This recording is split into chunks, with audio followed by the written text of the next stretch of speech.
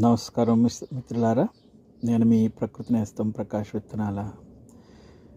మరి ఒక షార్ట్ వీడియోలో నేను చూపించినట్టు ఎగ్ షెల్ కోడిగుడ్డు పెంకు సగం ముక్కలో మట్టి వేసుకొని అందులో విత్తనం పెట్టుకుంటే చిన్న కుండీలు కొనుక్కునే పని లేకుండా న్యాచురల్ పాట్ లాగా ఇది పనిచేస్తుంది. ఈ కోడిగుడ్డు నుంచి పెంకు నుంచి వచ్చే బలం కూడా దీనికి చేరడం వలన చక్కగా ఇంత బాగా ఎదుగుతాయి అన్నమాట. ఇప్పుడు ఇలా ఎదిగినవి ఇది కొంచెం మట్టే కాబట్టి ఇక చూడండి, వేర్లు కూడా బయటకు వచ్చేస్తున్నాయి.